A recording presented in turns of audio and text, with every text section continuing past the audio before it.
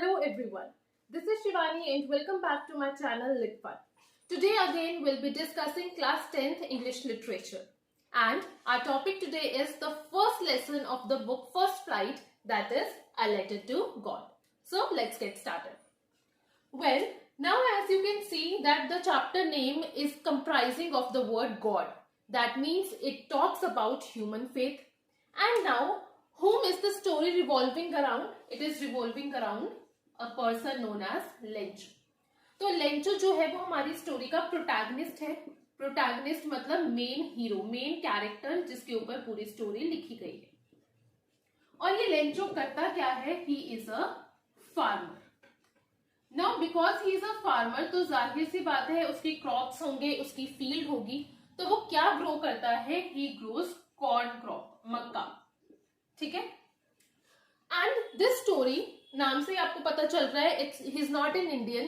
तो ये जो स्टोरी है वो इंडिया में सेट नहीं है, ये स्टोरी लैटिन अमेरिका में सेट है. Okay, so this story is set in Latin America.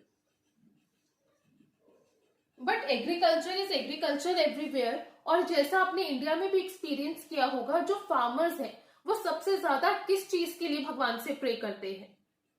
Exactly, that is rain.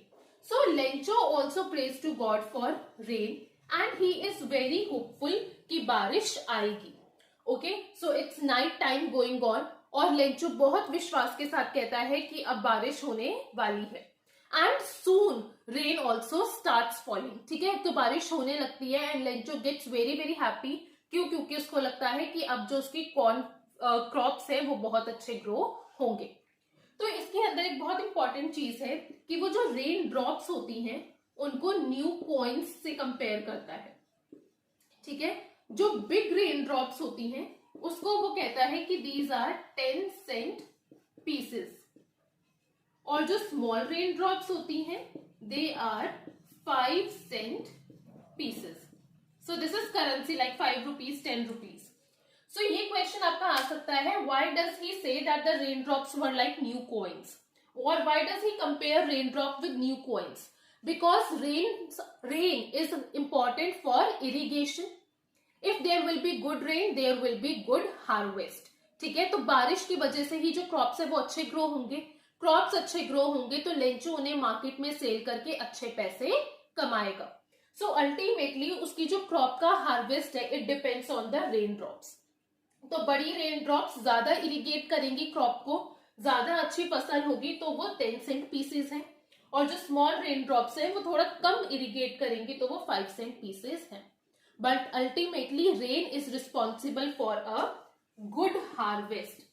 Rain is responsible for a good harvest which in turn will lead to good money. Good money कैसे? क्योंकि वो उसको crop को cell कर देगा. Clear? तो अब तक सब कुछ बहुत अच्छा चल रहा है. Rain is falling, Lencho is very happy. But soon what happens, the twist comes in the story and this rain it gets changed into hail storm and rain drops get changed into hail stone. These are two different words. ठीक है, generally बच्चे इसमें बहुत confuse होते हैं बेटा, please be very careful. देखो यहाँ पर स्टॉर्म है, स्टॉर्म मीन्स तूफान, और यहां पर स्टोन है, स्टोन मीन्स पत्थर. सो what does hello stone actually means? ओले. तो अब जो रेन ड्रॉप्स है वो ओलों में कन्वर्ट हो गई है एंड हेल स्टॉर्म मीन्स आंधी तूफान, ओले गिर रहे हैं ऐसा तूफान आ जाता है. एंड वी ऑल नो कि जो हेल स्टोन्स होते हैं दे आर सॉल्टी, नमकीन होते हैं वो, और वो फायदा नहीं करते, वो क्रॉप्स को नुकसान पहुंचाते हैं. तो अब जो लेंचो के बच्चे थे वो शुरू में बहुत खुश हुए और वो उन मतलब एक्साइटमेंट होती है ना बच्चों में, ओले गिर रहे हैं, और जाके उन ओलों को कलेक्ट भी करने लगे. और ओलों की कंपैरिजन किससे किया गया है? सिल्वर कॉइन्स से और फ्रोजन पर्ल्स से. अब सिल्वर कॉइन्स में कंफ्यूज मत होना, ओले कोई लेंचो को पैसा कमा कर नहीं देंगे. फिर उन्हें सिल्वर कॉइन्स क्यों कहा गया है? क्योंकि जो हेल स्टोन होते हैं ओले वो व्हाइट कलर के होते हैं. ऊपर से रात का टाइम था तो रात को क्या आता है? मून. तो जब मूनलाइट इनके ऊपर पड़ रही थी ओलों के ऊपर तो वो शाइन कर रहे थे एंड दे लुक्ड सिल्वर। तो और वो गोल गोल भी होते राउंड शेप्ड कॉइन्स की तरह, तो इट गेव अ फीलिंग कि ये तो जैसे सच में सिल्वर कॉइन्स ही रखे हैं। और फ्रोजन पर्ल्स भी इसलिए क्योंकि पर्ल्स क्या है, मोती, they are again off white colour and गोल गोल होते हैं बिल्कुल ओलों की तरह, तो ऐसे लग रहा था जैसे कि वो जमे हुए पर्ल्स हो। And also hailstone means basically rain, frozen rain drops, तो it is like a frozen pearl. तो पहले तो बच्चों ने ओले कलेक्ट कर लिए, ये सारा कंपैरिजन हो गया, ब्यूटीफुल सा सिल्वर कॉइन्स, फ्रोजन पर्ल्स। लेकिन जब बहुत देर तक हेलस्टॉर्म नहीं रुका तो उसकी पूरी की जो पूरी फील्ड है वो बिल्कुल व्हाइट हो गई थी, जस्ट लाइक सॉल्ट। ठीक है, so the entire field had turned white as salt. थोड़ा सा हटकर, can you tell me the literary device used here? Well, it is simile, in case the question comes. Simile क्या होता है? जब हम दो चीजों को कंपेयर करते हैं बीच में लाइक और एज लगाकर, तो हम यहाँ पर फील्ड को कंपेयर कर रहे हैं कि वो किसकी जैसी व्हाइट है, सॉल्ट के जैसी, and here we are using the word as, तो ये हो गया सिमिली। तो अब पूरी की पूरी फील्ड व्हाइट हो गई थी जैसे कि वो नमक से भरी है, और अगर सॉइल में नमक फैल गया है दैट मीन्स जो क्रॉप्स है वो बिल्कुल खराब हो गए हैं। So he says one more thing that a plague of locust, मतलब locust are kind of an insect, तो अगर उसके अंदर कीड़े की पूरी फौज, पूरी की पूरी आर्मी भी चली जाती तब भी उसके पास कुछ क्रॉप तो बचता बेचने के लिए, लेकिन हेलस्टॉर्म की वजह से पूरा का पूरा क्रॉप डिस्ट्रॉय हो गया था and he did not have anything left to sell. अब उसके पास बेचने को कुछ नहीं था, दैट मीन्स इस बार उसकी अर्निंग्स भी कुछ नहीं होंगी। इतना क्लियर है? नाउ ऑब्वियसली जब उनका इतना नुकसान हो गया, सो the entire family was very very depressed. Now they did not know कि अब क्या करें। All they had was faith in God. So both Lencho and his wife they sat in the night and they talk amongst each other कि देखो भूख से तो आजकल कोई भी नहीं मरता। जैसे हम कहते हैं ना, भगवान ने हमें जमीन पर उतारा है तो वही देखेगा, वही खाने को देगा, तो भूख से तो कोई नहीं मरता, भगवान है, he will help us out. So you can from here only see that Lencho has a very very strong faith in God. अभी वो कोस नहीं रहा है, भगवान मैंने तो बारिश मांगी थी, आपने तूफान दे दिया, ओले दे दिए, नहीं, वो बहुत ही पॉजिटिव इंसान है और उसको बहुत स्ट्रॉन्ग बिलीफ है गॉड के अंदर कि वो मेरी हेल्प करेंगे। अब वो यहाँ क्या करता है, बहुत ही यूनिक सी चीज, वो क्या करता है, भगवान को लेटर लिखता है। He writes a letter to God और उसके अंदर बताता है कि मेरी सारी की सारी क्रॉप्स जो है वो डिस्ट्रॉय हो गई हैं, अब मेरे पास कोई पैसे नहीं है तो मैं पूरा साल क्या करूंगा। So as a help he asks for 100 pesos.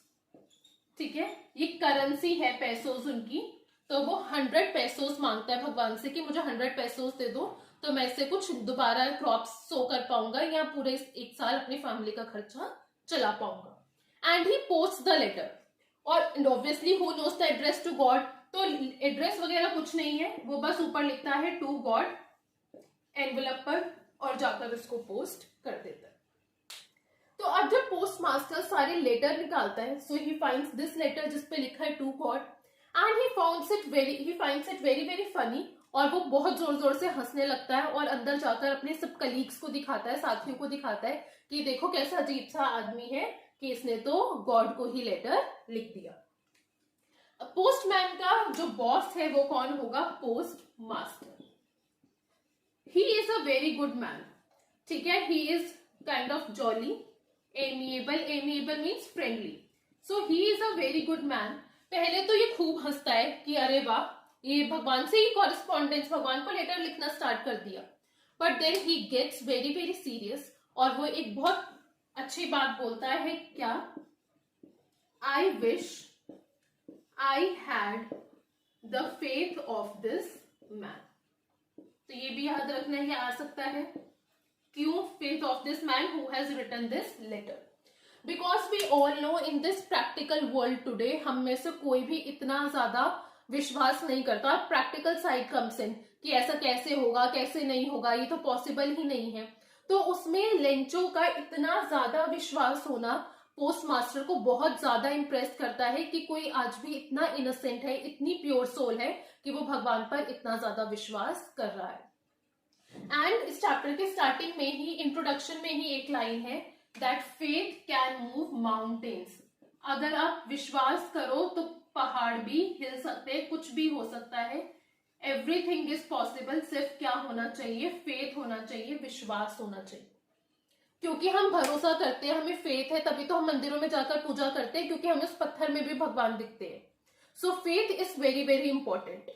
तो अब यहाँ पर जो पोस्ट मास्टर है, he also get highly impressed by the faith of Lencho and he decides कि इस इंसान की तो हेल्प करनी पड़ेगी, इसका विश्वास हम टूटने नहीं दे सकते। सो ही डिसाइड्स कि उसकी जो भी सैलरी है उसमें से वो थोड़ा सा कंट्रीब्यूट करेगा, थोड़ा सा डोनेट कर देगा, और पोस्ट ऑफिस में बाकी जितने एम्प्लॉइज होते हैं वो सबको कहता है कि अपनी सैलरी में से थोड़ा थोड़ा जितना तुम दे सकते हो उतना कंट्रीब्यूट कर दो, ताकि हम 100 पैसोस करके इसको वापस दे दें। अब वो लोग बहुत ट्राई करते हैं, बट ऑब्वियसली उनकी भी सैलरी लिमिटेड होती है, तो कुल मिलाकर वो सिर्फ 70 पैसोस इकट्ठा कर पाते। सो वो एक लेटर लिखते हैं और पोस्ट मास्टर जो है उस लेटर को साइन करता है और नीचे अपना नाम नहीं लिखता, क्या लिखता है? गॉड, और साथ में एनवेलप में 70 पैसोस डाल के उसको सील कर देता है। This is also an important question कि वो उसको गॉड की तरह क्यों साइन करता है? Because he wanted Lencho to believe कि उसको जो रिप्लाई किया है वो गॉड ने ही किया है, जो 70 पैसोस है वो गॉड ने ही भेजे हैं, ताकि भगवान में उसका विश्वास बना रहे। Now next Sunday Lencho comes and he asks कि क्या मेरे लिए कोई लेटर आया है। तो पोस्टमैन अपने हाथों से उसको लेटर देते हैं और पोस्ट मास्टर अंदर से देख रहे होते हैं और उनके चेहरे पे एक स्वीट सी स्माइल होती है। क्यों?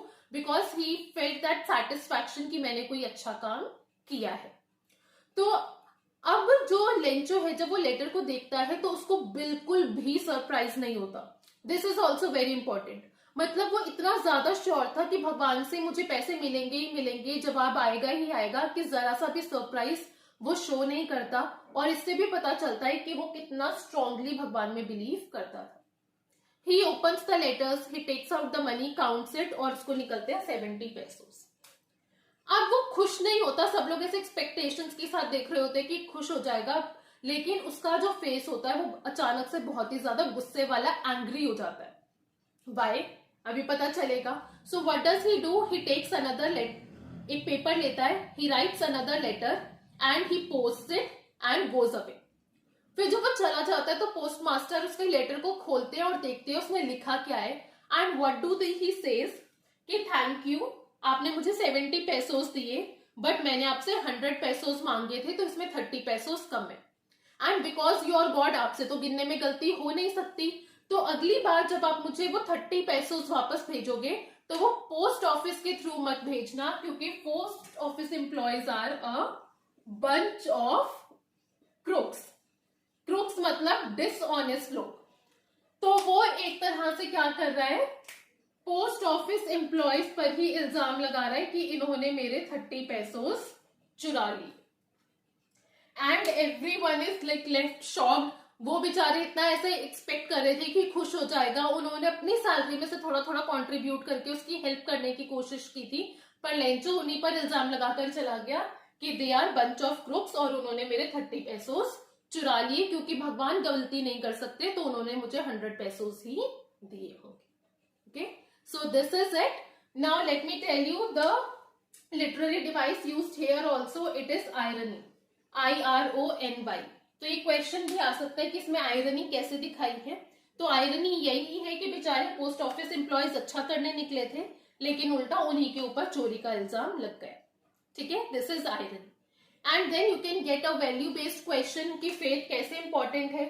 ठीक है, उसका ब्लाइंड फेथ था, पर उसने फेथ कर लेटर लिखा, तभी उसको 70 पैसोस मिले। But at the same time इतना स्टूपिड भी नहीं होना चाहिए। थोड़ा सा उसको अगर वो समझने की कोशिश करता तो उसे पता चलता कि जिन लोगों को उसने हर्ट किया है वो लोग ही एक्चुअली उसकी हेल्प कर रहे थे। Okay, so this is it. I hope the chapter is clear to you, and if you have any doubts, please put them down in the comment section. Till we meet next, bye everyone and have a nice day.